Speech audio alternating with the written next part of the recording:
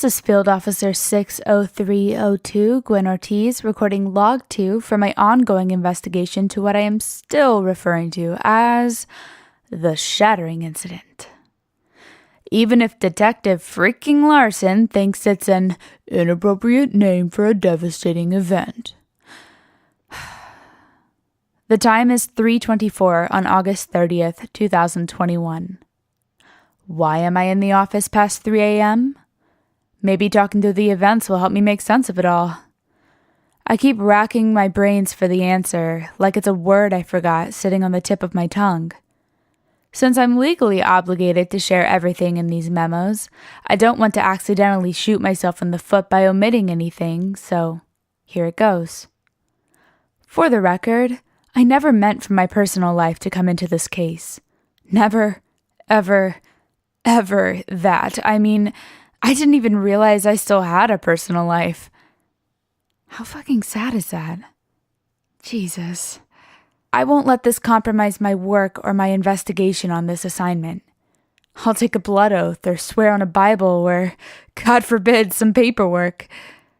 Please don't take me off this case.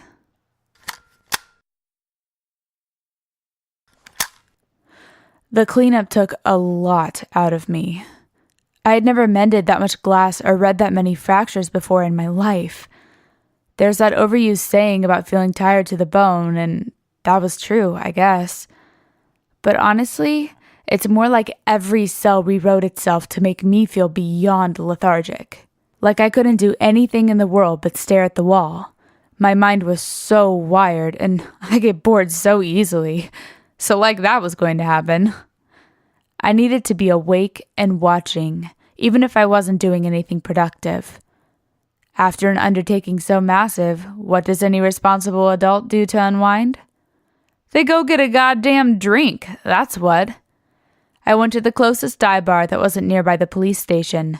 There's nothing that kills the sweet buzz of alcohol like running into your killjoy supervisor. It's my favorite pastime, sitting in this stupid bar. Whoever opened it got lazy with naming it, and I love that about it too. City Tavern. So original, right? It's dingy and dark, and they play an eclectic range of music that swings wildly between classic rock and 90s R&B. The alcohol is ridiculously cheap, to the point where it's basically highway robbery. Jug of beer, $7. Come on ladies' night? Extra $2 off if you have a rack. Basically, my kind of establishment. I'm nothing if not honest. I never claimed to be high class. By the by, this is relevant to the case. Sort of. I think. I'm not just talking to talk, although I love to hear myself talk. I think everyone does. So I sat at the bar, and the bartender Jerry came up, sliding me a jug of beer. For myself. No questions about that either. God, they're so wonderful sometimes I want to puke. And we made small talk about dumb shit.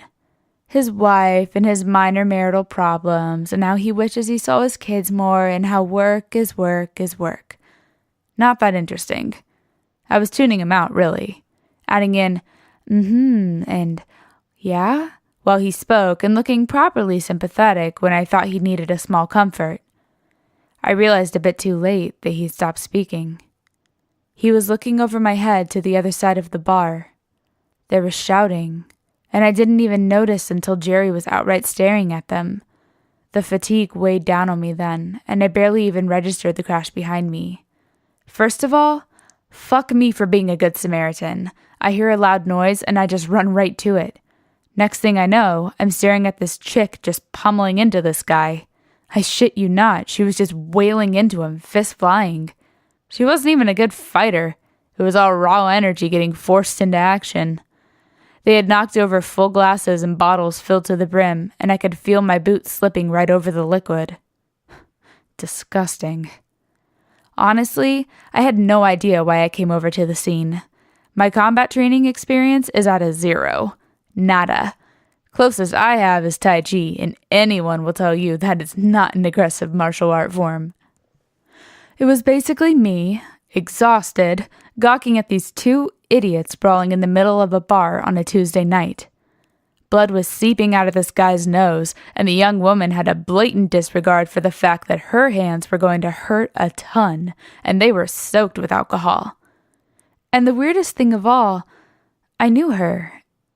I mean, I know her. Actual. My brain and body were so out of it that I couldn't put my finger on who it was. The dude wasn't fighting back.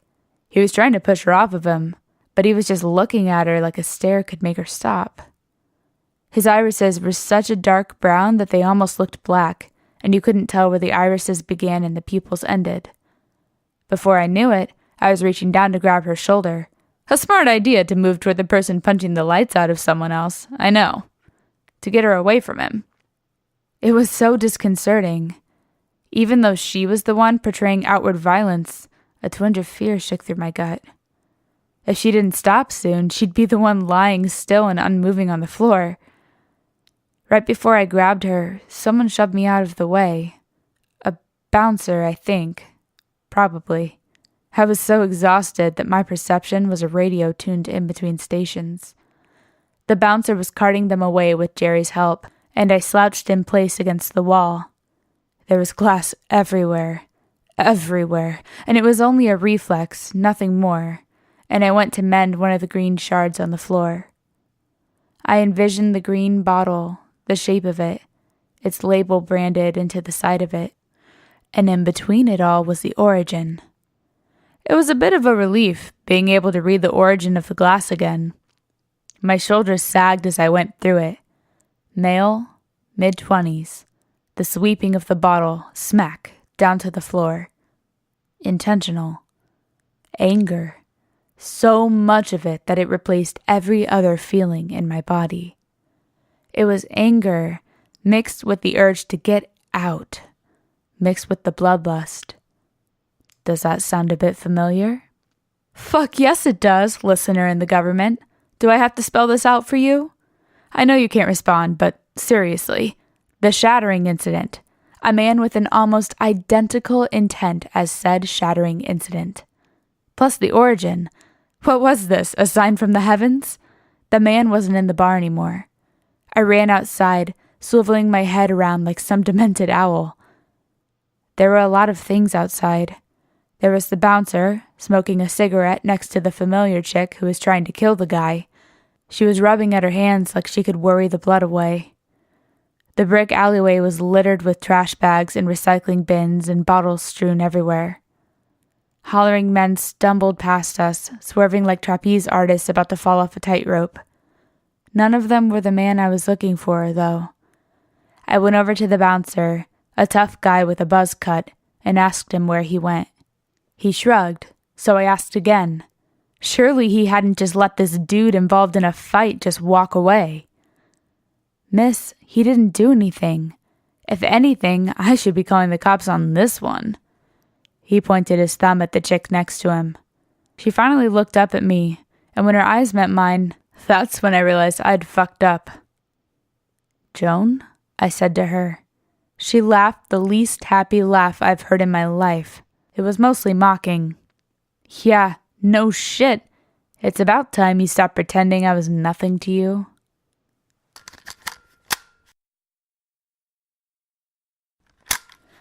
Joan is a lot of things. Joan is a stray piece of hot ash from a fireplace that burns your skin. Joan is a splash of hot oil escaping from the pan to bite you. Her voice drips poison disguised as ambrosia. She walks as if she has the secret to your downfall, and she gets off on it. She's my only friend, and half the time I'm not even sure I like her. That says more about my personality than hers, honestly.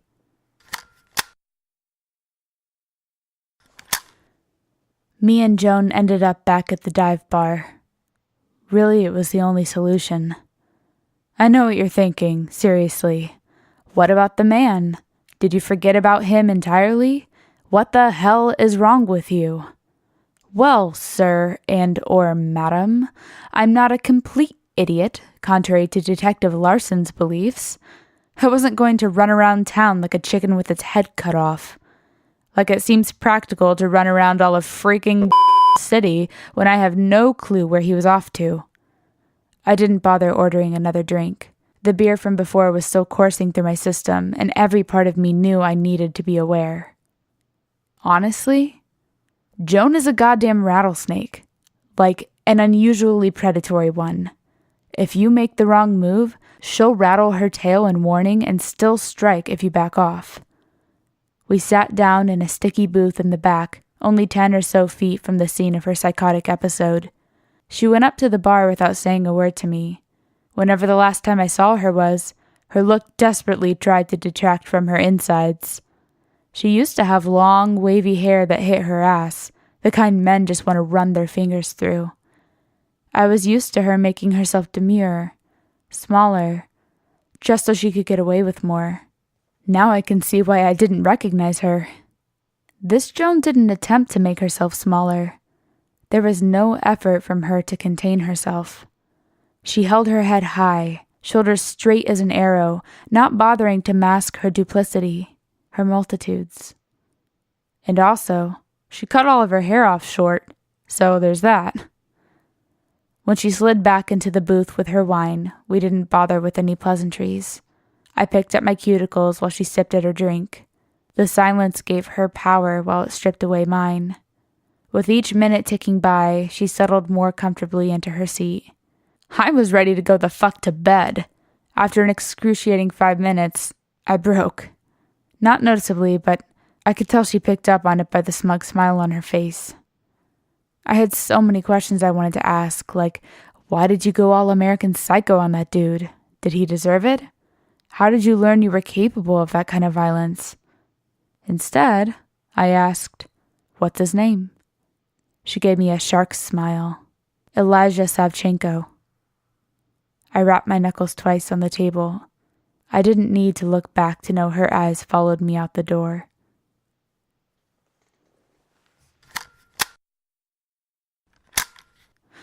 As I've said 1 trillion times before, I'm not a police officer. I know this. You know this. Everybody in goddamn city knows this. That's why there's the memos. That's why you're hearing me ramble in your ear. Police jurisdiction is left to the police. But the field officers fall in an in-between state of government employee and the police department's responsibility. So, you strip me of my privacy, and I divulge my secrets. As page 13 of the handbook states, a field officer is classified as a member of the public and a non-enforcing member of the law. For this reason, any information remotely relevant to your assigned case, as well as your personal and emotional state, status, and health, must be disclosed to the proper authorities. Blah, blah, blah. Give me a break.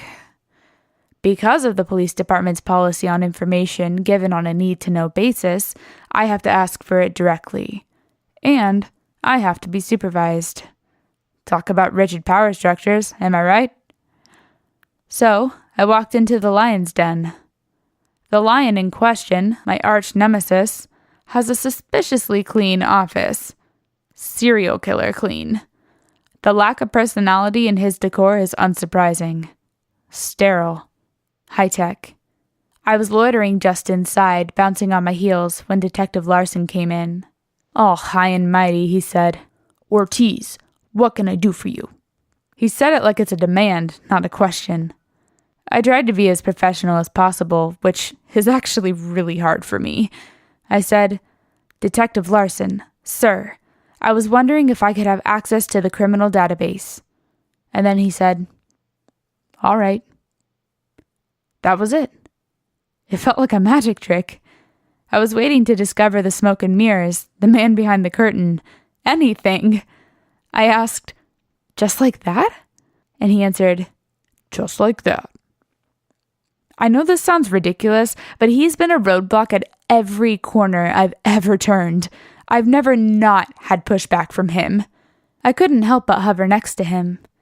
Whether it was because I was waiting for him to take it back or to direct me to a desk to supervise my searches, I don't know. I kept expecting to fall through the trap door. He pushed past me and beckoned for me to follow. He led the way through rows and rows of desks without looking back. He lectured at me as people clacked away at their keyboards. "You're not part of the non-essential staff anymore, Ortiz. You're not just a grunt. You have a job, and it's important it's done well. So act like your new role requires of you. Understand?" I could feel the eyes of the officers filing the reports on my back even as we walked further away from them. What else could I say besides yes, sir? Nothing at all, so that's what I said. I guess it was a satisfactory response because he stopped at an officer's desk. He said, "Herrera will look up what you need." Herrera, straight back and oh so serious, nodded. I gave him the name. "Do you want to know what came up?" "Of course you do." Elijah George Savchenko. Date of birth, February 28th. Place of birth, city. There's a note in the file that his address is incorrect. Age is height is 5'9", weight is 170 pounds, eye color is brown, hair color is brown. I know. I'm stalling, but it makes me sick to my stomach thinking about it. Knowing my luck, I was thinking he'd have a clean slate, an empty trail, no charges. And knowing Joan, I expected her to pick on someone she knew she'd win against. God, I don't even want to say it. I don't. Charges. Petty theft, grand theft auto, assault, sexual harassment, sexual assault.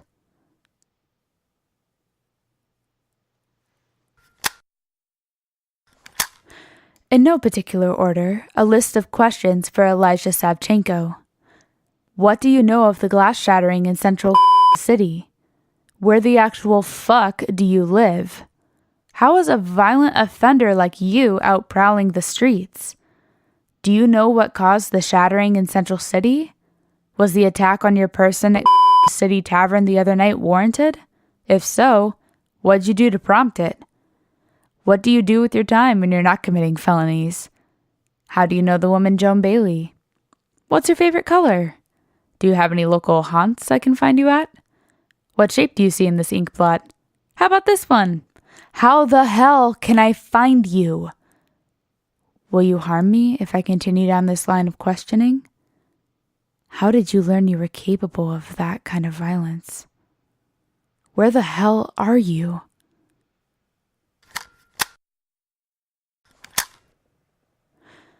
There are two paths to choose from, and they all lead down the same road eventually. Elijah Savchenko. The name pulls at my gut and twists my insides all around. I could be wrong. Even though the glass I read had an eerily similar intent, it doesn't mean he was responsible. Something in me wishes that I'm wrong because, well, I'll just say it. Because Joan is woven into this one way or another. The conclusion I keep coming back to, there's no way around it. It's that she's involved. Best case scenario, she messed with a violent criminal. Maybe she double-crossed him on some kind of cash job. Maybe she decided to take out all of her pent-up aggression on him for some slight he made. Completely unrelated to the shattering incident, just coincidence. Terrible, normal coincidence. Worst case scenario that my imagination can come up with? Joan is an accomplice to Elijah in some sort of terrorist cell to create chaos throughout the city. It sounds like some Batman shit, just wild conjecture. One thing is for sure. I need to find Elijah Savchenko. And I'll double check that supposed wrong address in the system, but it seems like I can't avoid it. I'll have to weasel information out of Joan Bailey. God help me.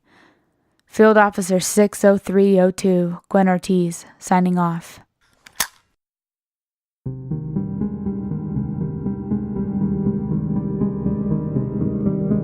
Fracture is created by me, Claire Wright.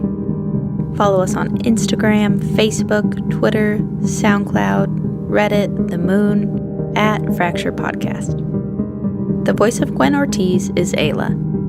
Production, sound engineering, and theme music is also by Aela. You can check out how multi-talented and kick-ass her music is on Instagram at Hey Aela. Logo art is by Matt Reid. You can check out his badass art on Instagram at m_r92. Special thanks to Klarize Medenilla for her insightful and entertaining copy editing. If you enjoyed Fracture, please rate and review us on iTunes. It's the easiest way for new listeners to find us. Fracture is only possible because of listeners. Become a patron of the show at patreon.com/fracturepodcast. You'll be able to access annotated scripts as well as other exclusive behind-the-scenes bonus content such as bloopers and episode discussions once available. Also, how did you learn you were capable of that kind of violence?